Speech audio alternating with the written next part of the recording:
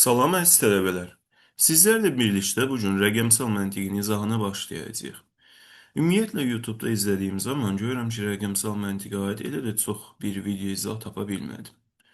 Tələbələrin qorxduğu mövzulardandır. Deyək ki, indi vericiyə tələbə imtahana gedir. Orada bir iki abstrakt məntiq, bir də rəqəmsal məntiq var. Abstrakt məntiqi onsuz YouTube-da həm örnəkləri çoxdur, həm də tələbələr əvvəlki imtahanlardan hakim olduğu mövzulardandır. Amma rəqəmsal məntiq başa düşülməyi nisbətən daha çətin olduğu üçün tələbələrin qorxduğu mövzular siyahısında dayanır. Mən indi sizlərə rəqəmsal məntiqi o qədər xırdalığı ilə bəsit bir şəkildə izah eləyəcəyəm ki, sizin üçün heç bir çətinlik qalmayacaq. Amma mövzunun izahından əvvəl sizə bir-iki tövsiyəm var. Mütləq deyək ki, vergüllü rəqəmlərə örnək verirəm 14,3-ü, nə bilim axı 10,5-ə bölmək kimi, vurmaq kimi, bunların deyək ki, vergüllü rəqəmlərin bölünməsini, vurulmasını indidən, yəni imtahandan əvvəl praktika eləməyinizi tövsiyə edirəm. Çünki buradakı sualı həll etməyin məğzi asandır, hesablamaları biraz çətindir. Ona görə hesablamalara mütləq indidən praktik eləməyiniz sizin üçün daha yaxşıdır. İndi baxaq buradakı bir nömrəli testə. Bizə nə deyir? Deyir 2009-cu ildə Almaniyada istehsal olunan elektrik enerjisinin təqribən neçə faizi biokütlədən əldə olunmuşdur? Bunu soruşur. Baxın, 2009-cu ildə ümumilikdə Almaniyada istifadə olunan mənbələr üzrə elektrik enerjisinin istehsalı göstərilibdir. Misal üçün 17,4 bizim üçün bərpa olunandır. Nə bilim axı 23% deyək ki, atom elektrik stansiyalarıdır. Bunun xaricində 59,6 isə istilik elektrik stansiyalarından əldə olunan enerjilərdir. Gəlib ikinci diaqramımıza baxsaq, deyir 2009-cu ildə Almaniyada bərpa olunan mənbələrdən alınan, yəni bərpa olunan mənbələr bizim üçün nədir? Burada 17,4-dür. Almaniyada deyir ki, bu 17,4-dən alınan elektrik enerji, mənbələrindən alınan elektrik enerjisinin mənbələr üzrə paylarını göstərilibdir.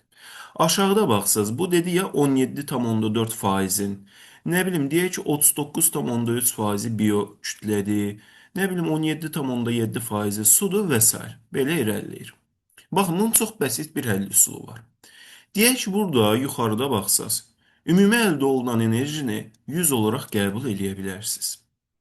İndi bərpa olunanlar bizim üçün nəyə bərabərdir? 100-ü bölürəm 100-ə, vururam 17,4-ə. Deməli, bərpa olunan enerji miqdarımız 17,4-ə bərabərdir. Və bizə qeyd edir ki, biokütlədən əldə olunan faizi tapın. Biokütlə bizim üçün nə qədərdir? Buradan diaqramda görürük. 39,3. Deməli, bu əldə olunan 17,4-ün də 39,3-ü biokütlədir. Buna görə 17,4-ü bölürəm 100-ə, vururam 39,3-ə. Bu da bərabərdir bizim üçün 6,8-ə. Yəni B variantı. Yəni rəqəmsal məntiqdən biraz mövzu, yəni söz yığını çox olduğu üçün tələbələr adətən çaşır, amma biraz diqqətlə oxusaq görəcəksiniz ki, bunun faiz məsələlərindən elə də bir fərqi yoxdur. Sadəcə fərqi görürsünüz buradakı vergüllərdir. Ona da dediyim kimi indidən praktika eləyin. İndi baxaq 2 nömrəli sualı. Bu mətin olaraq biraz daha uzun sualdır. Məntiqini yaxşı başa düşək. Bizə verilib ki, 2014-20-ci illər ərzində su resurslarından istifadə indeksi verilib. Yəni, burada gördüyünüz bu rəqəmlər var, indekslərimizdir bizim. Deyir, bu indeksləri əldə etmək üçün su resurslarından istifadə indeksi götürülmüş şirin suyun ümumi illik həcminin bərpa olunan yeraltı və yerüstü şirin su resurslarının orta illik həcmini bölməklə hesablanır. Yəni, deyir ki, məsələn, sizlərdən örnək verək də, şirin suyun ümumi həcmi bizim üçün olsun deyək ki, x. Bərpa olunan yeraltı və yerüstü sular isə olsun bizim üçün y. Yəni, deyək ki, şirin suyun ümumi həcminin bərpa olunan suyun, yerüstü və yeraltı suyun nisbəti bərabərdir bizim üçün buradakı indeksi. Təbii ki, indeksi əldə etmək üçün bir də 100-ə vurmalıyıq faiz etibarı ilə. Deməli, bu ikisinin qisməti bizim üçün verir bu indeks. Bunu bildik. Sonra deyir 2019-cu il. Gəlirəm 2019-cu ilə baxıram. Baxın, görürsünüz 2019-cu il bizim üçün yaşıl rəngdən qeyd olunubdur. Deyir 2019-cu ildə götürülmüş şirin suyun ümumi illik həcmi 25% az olsaydı. Baxın, şirin suyun ümumi həcmini biz X olaraq ifadə eləmişdik axı. Bu 25% az olursa, deməli 75%-nə bərabər olmalıdır. Bilirsiniz ki, dəyər hər zaman 100%-dir, onu 25% azaltdısa 75% qalır geriyə. Deməli, buradakı x-imiz 75%-ə bərabər olur. 75% nədir bizim üçün? 75 bölək 100-dür da, düz deyilmi? Biz bunu həmçinin nədə qəbul edə bilərik? 0,75. Bunu bildik. İndi biz gəlin rəqəmlərimizi yerinə yazaq. Burada x bölünsün y də x-in dəyəri artıq nə oldu? X vurulsun 0,75. Niyə 75%-ni götürürdük? X vurulsun 0,75 bölünsün y vurulsun 100. Bərabərdir suala. Bizə yeni indeks maraqlıdır. İndi bunun üçün x-in y-ə bölünməsindən əldə olunan və 100-ə vurulmasından alınan dəyəri bilirik. Bu dəyər nəyə bərabərdir? 55,6-ya bərabərdir. Deməli, baxın, belə biraz da aydın yazımda x-i y-ə bölüb, 100-ə vurub, indi o 0,75-dir, bəyə izahlədim də, 0,75-ə vurmalısınız. Buradakı bu dəyəri bilirsiniz neçədir? 55,6-dır. Deməli, tək eləyəcəyim nədir? 55,6-nı vuracağım 0,75-ə. O da bərabər olacaq bizim üçün 41,7-yə.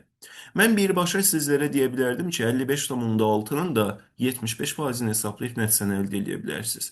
Amma dediyim kimi videonun başlığında mənim məqsədim sizə əzbər öyrətmək deyil, sualın tam məğzini başa düşməyinizdir. İndi baxaq 3 nömrəli suala.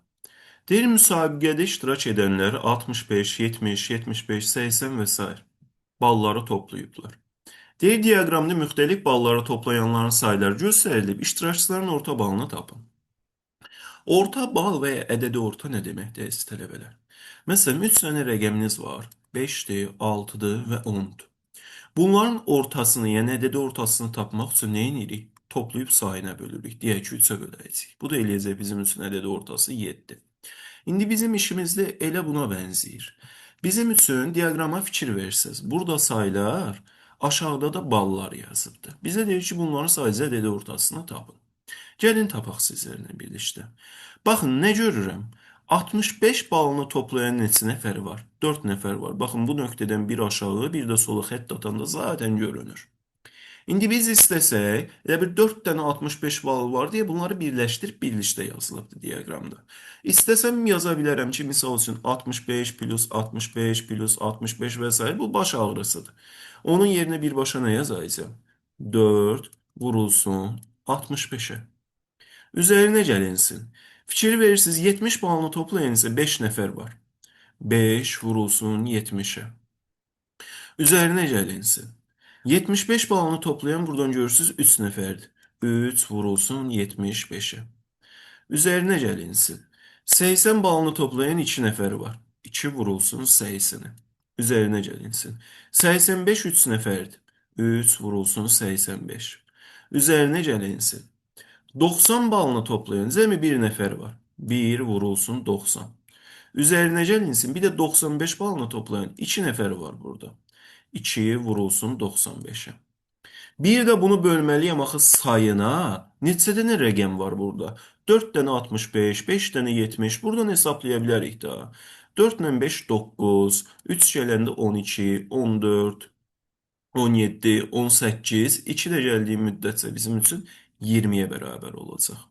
İndi yekunda bu rəqəmləri toplayıb 20-yə də böldüyümüz halda 76,5 dəyərini tapmış olacağıq. Əziz tələbələr, imtahana qədər sizlər üçün YouTube kanalımda bu şəkildə xüsusilə rəqəmsal məntiqə aid olan 2 sual, 3 suallıq, 5 suallıq video izahlar paylaşacağım. Tövsiyə edirəm ki, bu video izahları izləyib ki, imtahanda çətinliyiniz olmasın. Mənim məqsədim sizə əzbərə sual öyrətmək deyil. Mənim məqsədim sualın məğzini tam başa düşün ki, imtahana da gedəndə ən azından nə edəcəyinizi biləsiniz. Və təkrardan sizə videonun sonunu da xatırladıram ki, ən bəsit şəkildə riyazi hesablamalarınızı mütləq imtahana qədər düzəldin. Hər birinizə imtahanda uğur diləyirəm.